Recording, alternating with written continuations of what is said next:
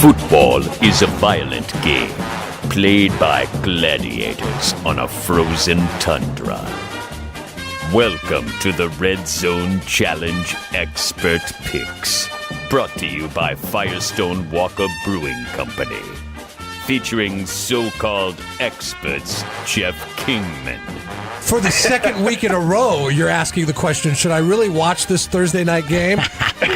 Jeremy West. I have never picked against the Seahawks. You did once and it bit you in the ass. And Allie, the full-time Firestone Walker beer guy. Part-time degenerate gambler. This is one of those ones I'm like, do I really need to watch football on Thursday night, or should I stay good on my wife's list here? Who will experience 80 ounces in hell? Find out with this week's picks in the Red Zone Challenge, presented by Firestone Walker Brewing Company in Paso Robles. Yeah. Oh, man. Give me a drink. Give me a big one. Actually, maybe I'll give you two a big one. I gotta Oh, boy. say, at least we don't have to worry about anybody picking against the Seahawks this week, Allie. Thank you so much for doing that again, Jeff. I feel like anytime you pick against the Seahawks, it's bad news for you. It always ends in a Seahawks win. Yes, it does. And I'm fine because I'm a fan first. I'm taking one for the team. We are one catch away from that being a different game. Never throw to the rookie on the game-winning touchdown with the seconds waning. It was way closer than it should have been. Never throw to the rookie. He's not going to catch it. So after last week's debacle there of Allie, you went 2 for 3.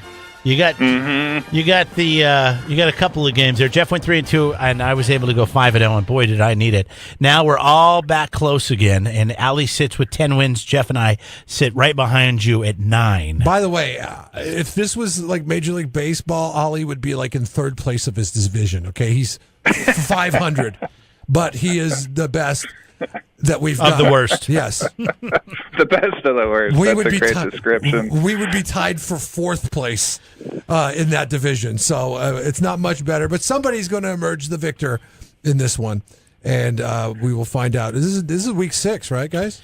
Yeah. Yep. We'll get to the picks coming up here in just a minute. But, Allie, let's talk a little Firestone real quick. I mean, I know that we've been talking about some of these new releases. The Great American Beer Festival happened last weekend in Denver. I know you guys were there.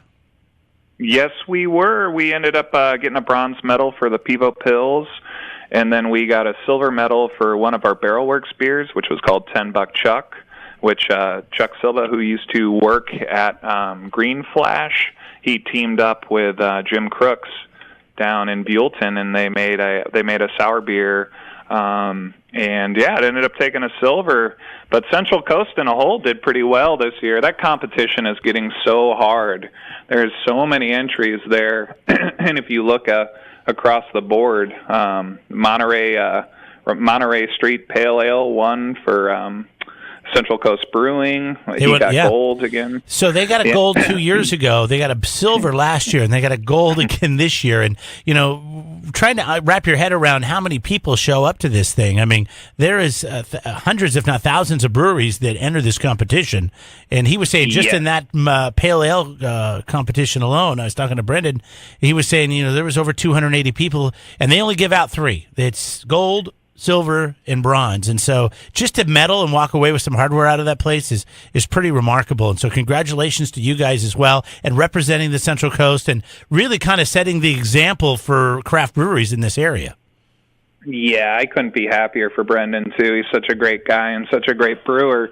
And it was really great to see him pull off another gold medal. I mean, that guy is a passionate brewer. I understand. Go ahead. I understand Denver and tradition, and that's where it's held every year, so that's where you're going to have it. But can't they float the location now, since the Central Coast seems to be doing so well at the Great American Beer Festival?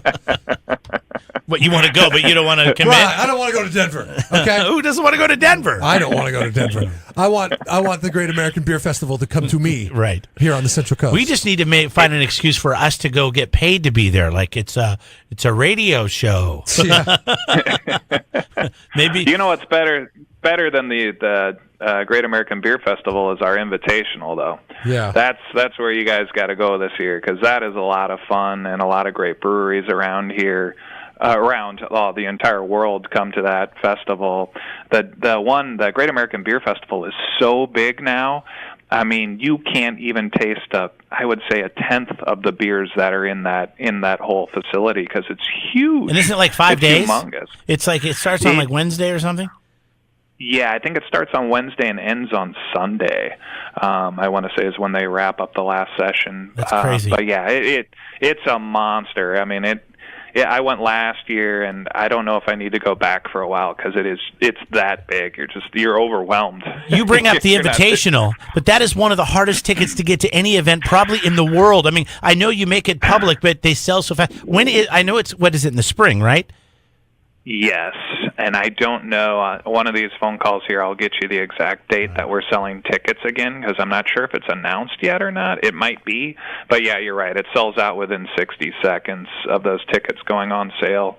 It's pretty crazy. And it's at the Paso Robles Fairgrounds. It's not like it's in somebody's basement. No, it's huge. It's huge. Or a hotel banquet room or something. It's at the damn fairgrounds, and you guys sell it out there. Ollie, they let me go for like 2 hours last year before they let the public in. It was a media thing, and then they kicked you out. They said, all right, you get the hell out of here because the people that paid to be here are coming in. But there was beers from New Zealand. I mean, all over the world. It was insane. And this guy, this Matt Brendelson guy that you know, Matt he's got so many great friends that he invites to this thing, and the relationships are cool, and they know about the Central Coast, which I love.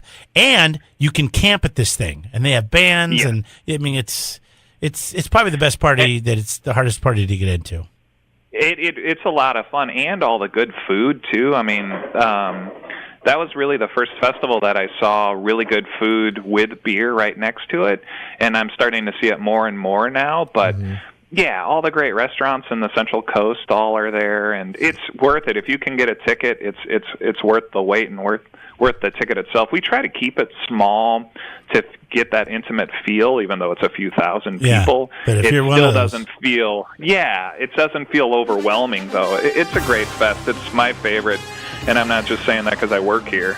So. No, I mean, I was only there for a little bit of time, but I sure would love to go and spend several days at this festival. The Invitational, Firestone Walker. Firestone Walker, the sponsor of the Red Zone Challenge. We're sending you to Vegas.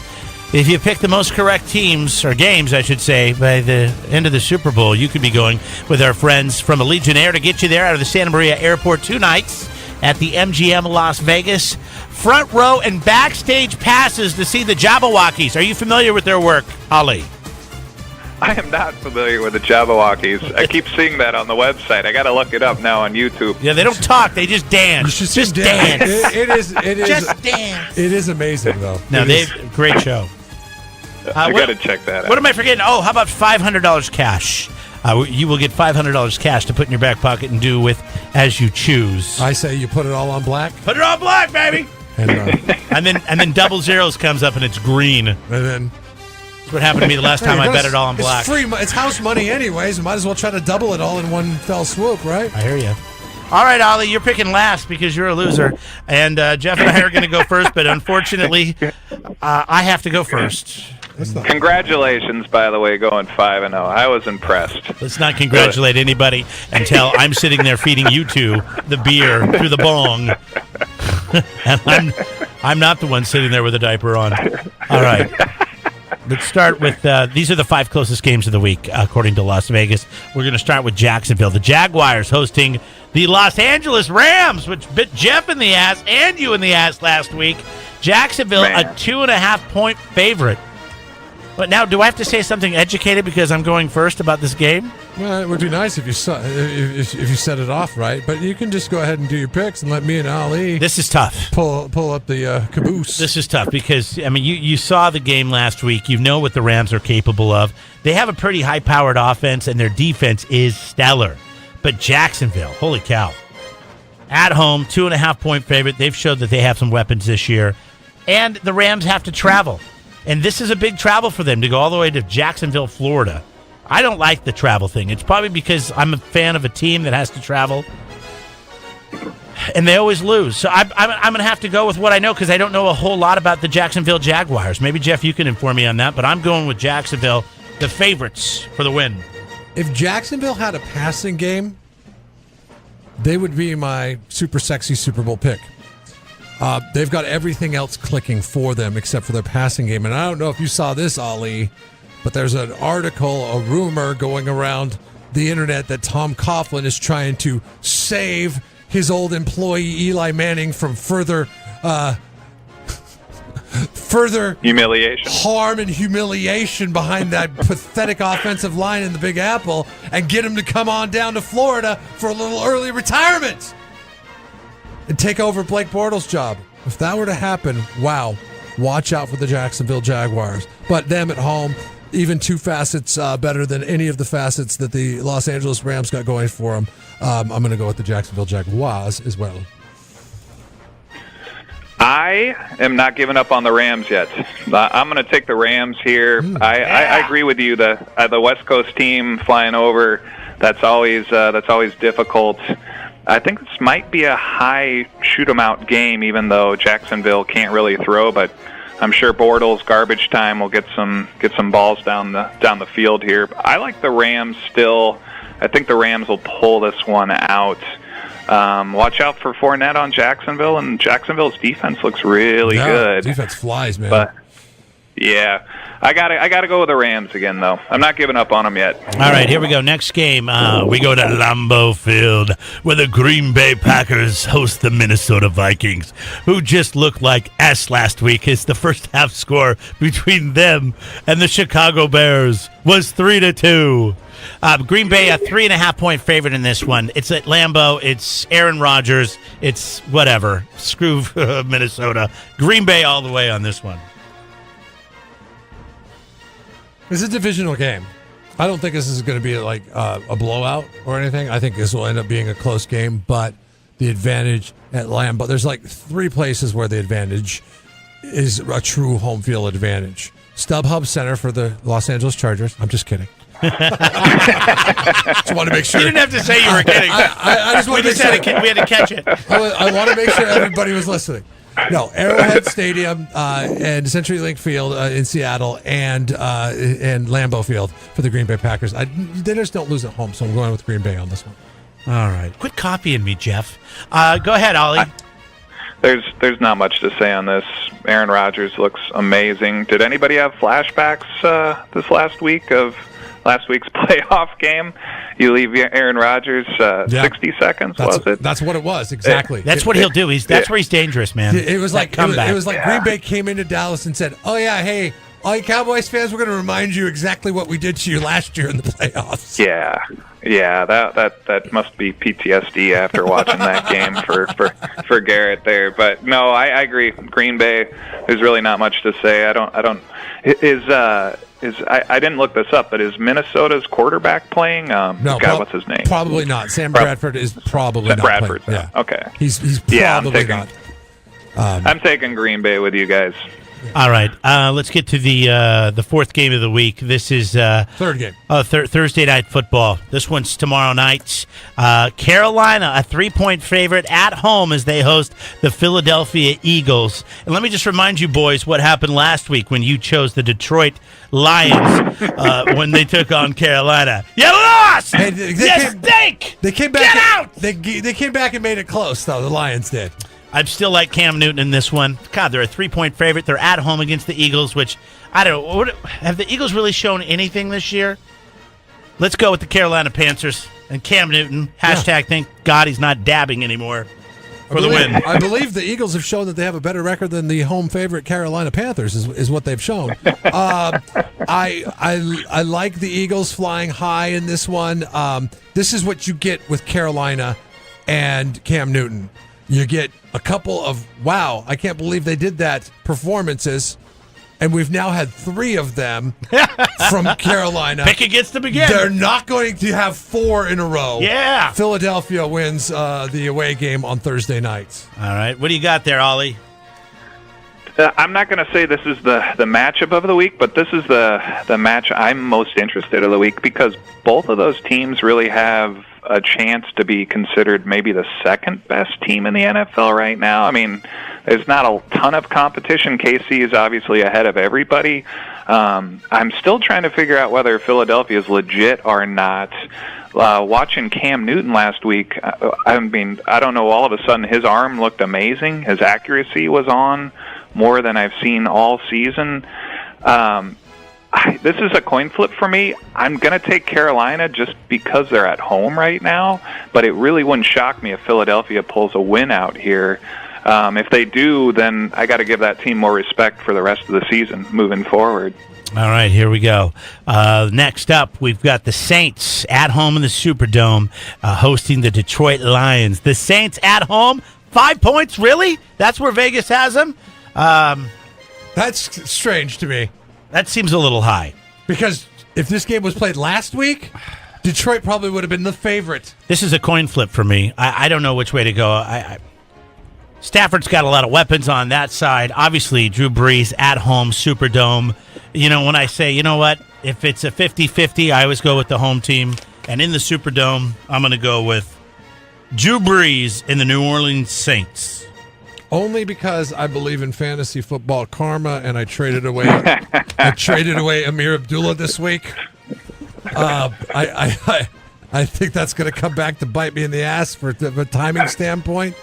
Well, anybody who plays New Orleans in fantasy football is somebody you want to hang on to. I know. At least for that week. I think they're going to have a bounce-back game this week, and I think New Orleans is going to be rested, yes, from the bye, but also be rusty from the bye. There's rested and rusty, and I think that New Orleans will be a little rusty from the bye, and I think Detroit will surprise them. I'm going with the Lions this week.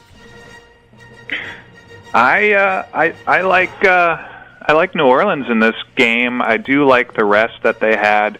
I think Detroit kind of got a little beat up, and Stafford was kind of hobbling off the field a couple times I did see in that game. On the report that he was listed as probable from Vegas standpoint, but they were still comfortable enough publishing a line on it, which means that he's probably going to be a go. Yeah, I think New Orleans. I'm going to have to go with New Orleans with this. I mean, a week of rest there, getting their players all healthy. You know, a week to kind of see what plan for Detroit. Speaking of fantasy karma, did you get your quarterback back there? Or did you trade him? He'd be talking to Jeremy. No, Jeremy, exactly. No. We're not. I'm not taking him back. Not this week, anyways. Not that he's hobbled. Why would he be? Why would I take him back? What are you talking about? Well, you should. Frank Gore in that trade. You should take him back because in a game that we're not picking, I saw this morning that Tom Brady did not practice yesterday for the New England Patriots. Meaning your quarterback, the one that you have. You might not have. Come on, he's a senior player. He doesn't have to go to practice on Tuesday. Practice. Was that film day? Come on. Now, while Vegas was comfortable in publishing a line for the Detroit-New Orleans game, they are not comfortable for publishing a line as of right now, despite the fact that Jack Del Rio says that Derek Carr will be a go this week. Okay? Keep that in mind going into our next game. Yeah, I mean, it's Raiders-Chargers. There's, like Jeff said, no line in this. Derek Carr go. I don't even know if they need Derek Carr to beat the Chargers. Jack Del Rio thinks so. But, hold on a second. Chargers came off a pretty big win last week, right? It wasn't a big win. It was a comeback win. It was a big win for them. They lose all these games. 4 receivers were just Oakland is not the team we thought they were going to be at the beginning of the season. I mean, that happens, right? I mean, the Raiders have definitely sucked it up a little bit. Not as bad as the Chargers. But where's this game being played at, Jeff? It's in Oakland. It's in Oakland, yeah. I say Chargers on the road with the win. It's the bold prediction of the week. I hate to steal your thunder, but that's where I'm going on that one too.